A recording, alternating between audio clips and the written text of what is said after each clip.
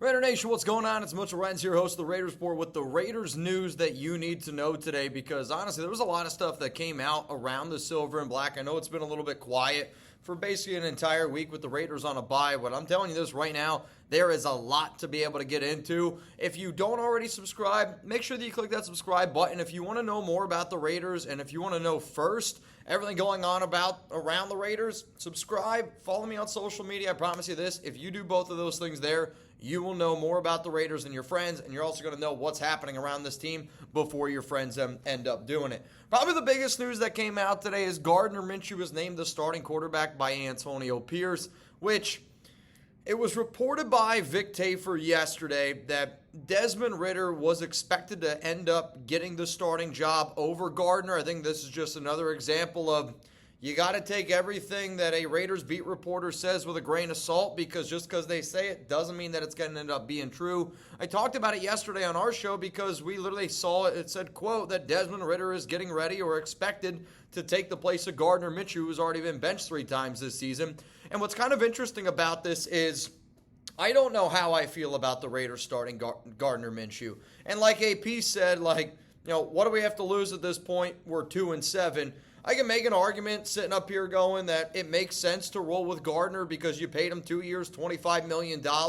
And Minshew, throughout the course of his career, has been much better than what he's played this season. He's not ever been a slam dunk style of a quarterback, but you're talking about a guy when he was a rookie, had 21 touchdowns, 6 interceptions. Last season, made the Pro Bowl, 7-6 with the Colts team, and really helped them, push down the stretch and almost got into the playoffs, I think, on a roster that you could argue might be worse than the roster that we have right now. The reason why that I think I can make an argument of why it makes sense is because Gardner, of how bad he was with Luke Getsy, is the career worst, and we've seen other quarterbacks be really bad also with Luke Getsy. So maybe if you're the Raiders, you're just you know what?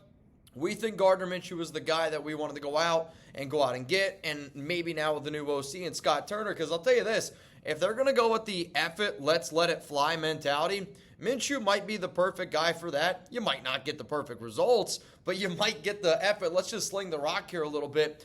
But we'll see what type of leash he has in terms of Desmond Ridder getting some time. I mean, from what it sounds like, the Raiders did a lot of homework over the bye week. They did a lot of scouting, a lot of self-evaluation with some of these coaches, and they came to the agreement that Gardner Minshew gave them the best chance to win. Maybe he does, maybe he doesn't. Maybe they're just rolling with Gardner Minshew because Mark's a little bit upset that he spent all this money and they don't want to put him on the bench. And at the end of the day, they want to figure out a way to get the highest draft pick possible. They think Gardner Minshew is going to help them win. I don't know if Jesus Christ at quarterback is going to help the Raiders win right now. Let's go to some other news that I do think is important here. One is around Jackson Powers-Johnson. He is going to start again this week at center. I have been saying for a while that I just want him to be the starting center for the rest of the season, and hell, let's just make him the starting center for the rest of his career. I don't give a shit if Andre James can come back. He's dealing with an ankle injury. Doesn't sound like he's going to be able to play this week. It's very, very unlikely that it ends up happening. But, let's just say, JPJ, you're the starting center. I don't need to hear JPJ starting again because Andre James is dealing with an ankle. If anything, it needs to be Jackson Powers-Johnson's the starting center from here on out. When Andre James is back, we'll reevaluate the offensive line, and we'll go from there. One player who was limited today was Kolton Miller, and a little bit later on, I'll get into some more of the Raiders injury news report. The other big news item here was around Michael Mayer, and Mayer returned to the practice field yesterday. He practiced again today. He was also at the facility during the entire bye week last week, which, is obviously good news that we like to hear. And Mayer talked a little bit today, and he was very heartfelt. You could tell that he appreciated the Raiders. He gave a big shout-out to Tom Telesco, gave a shout-out to Mark Davis, and was just basically it was nice to be a part of an organization that understands that sometimes, there's things that are a little bit bigger than football. But from what it sounds like, Mayer's in really great shape. And I saw this quote, and I wanted to be able to share it with you because this is what Mayer said today. The number one important rule is that football's not bigger than life.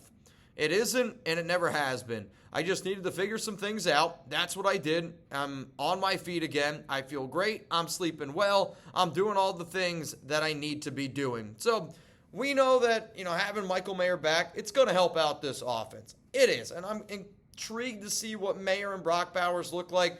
I'm intrigued to see if we get some 12 personnel, right? We heard so much about it in the offseason. Well, let's see if it actually gets out there and it works. Antonio Pierce said, it's good to have Big Mike back, that he's all about business. And I think sometimes when you're going through stuff, all you need to know is that you got some people in your corner. And I know we talked about Michael Mayer while he was away. There was a lot of speculation. There was a lot of unknowns. But all I care about now is that Mike's in a good headspace. He's back playing with his team. And we're moving forward, and I hope that we see the best out of Michael Mayer, because in the future, if we want the most out of this Raiders team, Brock Bowers, Michael Mayer, figuring out a way to get both of those guys incorporated, I don't see how that possibly could be a bad thing. So here's what I want y'all to do if you can. Take 5 seconds, take 15 seconds, take 30 seconds.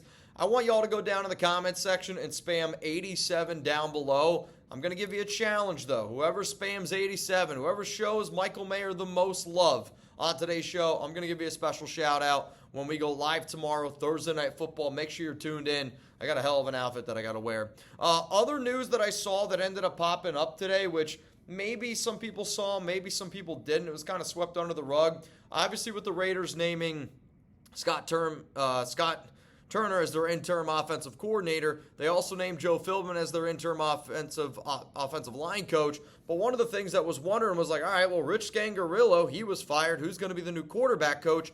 The new news here is AP briefly said it, but he said that Turner is also going to be the quarterback coach. So Scott Turner now is in charge of all things that have to deal with passing the football. He started out as the pass game coordinator. Now he's the QB coach or interim QB coach, interim offensive coordinator coach, and I think he's also going to use his dad, Norv Turner, to help him out here a little bit. Coming up next here on the show, we're going to talk about some interesting draft rumors that, I'll be honest, I just found out about today that I wanted to be able to share with y'all, and then we'll get into that injury report as I noted. Before I do, though, huge shout out to our sponsor here, Prize Picks. Download the app today. Use code CLNS to get $50 instantly after you play your first $5 lineup. Sign up today. Get $50 instantly when you play $5. You don't even need to win to receive the $50 bonus. It's guaranteed. I love Prize Picks because it's finally given me something to root for during football season, and especially during the Raiders season. So right now what I'll do on Prize Picks is I'll go there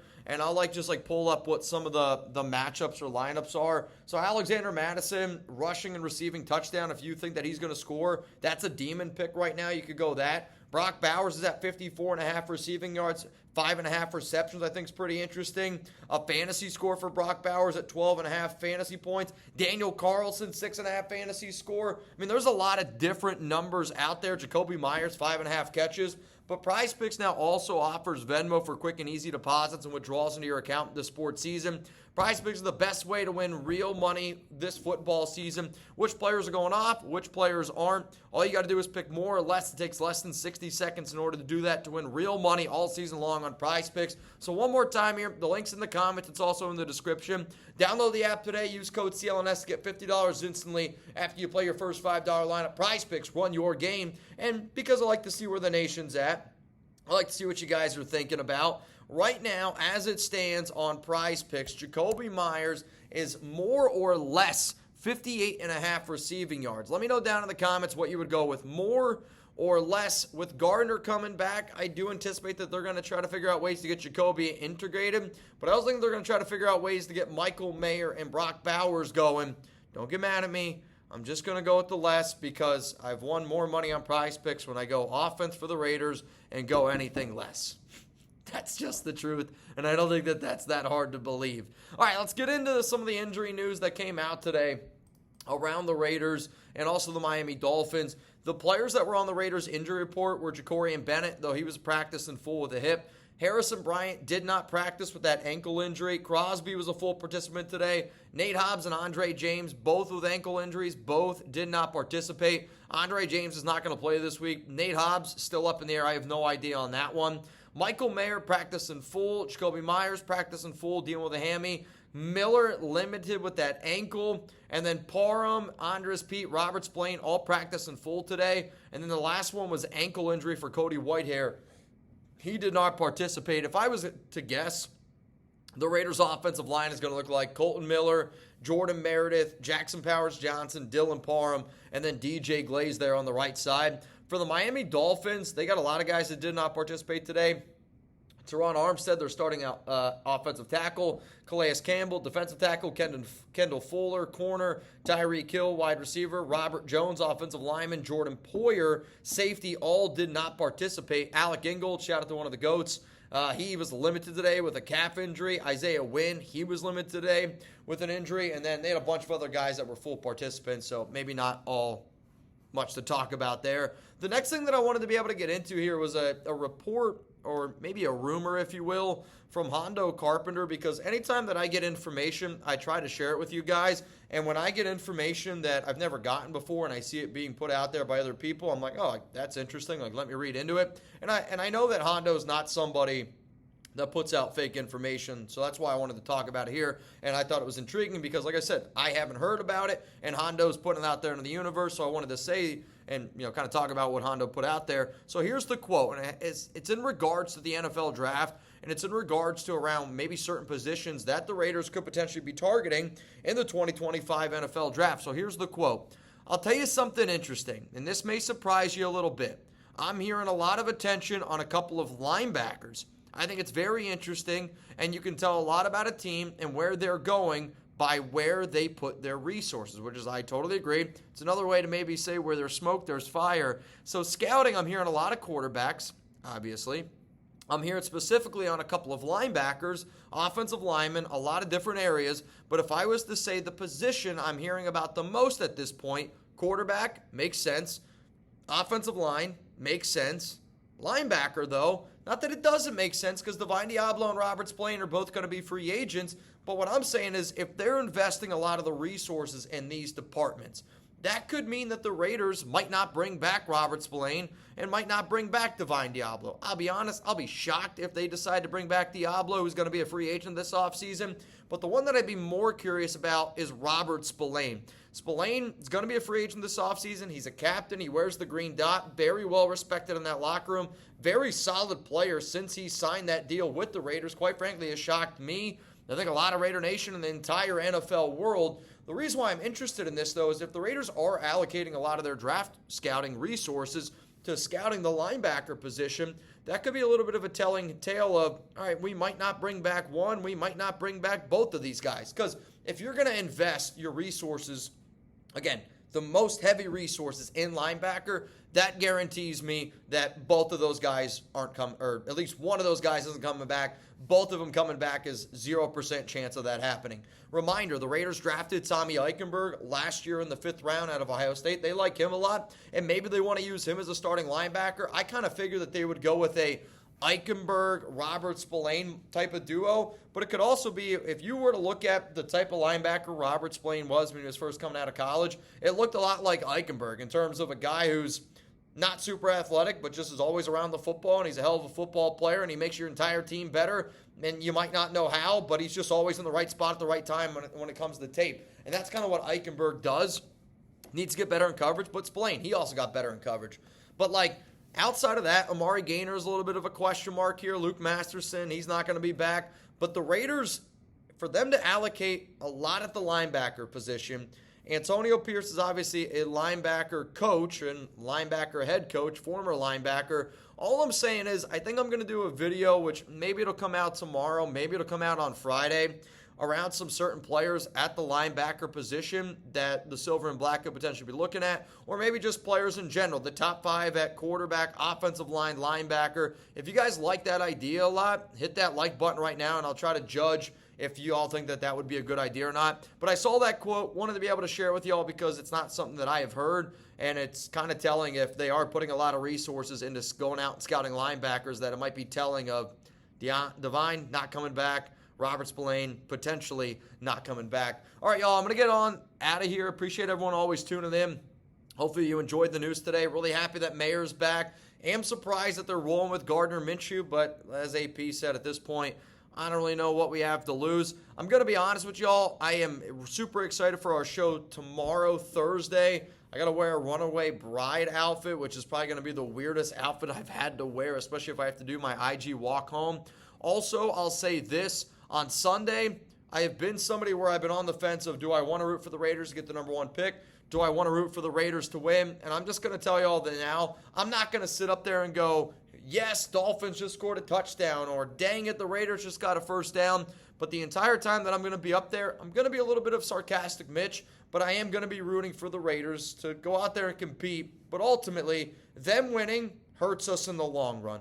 Them losing helps us in the long run. And I was told something very interesting yesterday in regards to Antonio Pierce, and I'm going to make a video on it next week just because I want to get some more details on it. But all I'm saying is there is a chance that no matter what, Antonio Pierce is the Raiders head coach next season, even if they don't win another game from here on out. I'm going to make a video on that next week, so be on the lookout for that one. I just want to be able to dot my I's, cross my T's before I put out an entire show on it. Again, appreciate all y'all that tuned in. I'll see you guys tomorrow live on the Raiders Report. Reminder, I'm going to go live at 7 p.m. Eastern Time, 4 p.m. Pacific for Thursday Night Football, where we can all let our hair down and get a little bit wet and wild.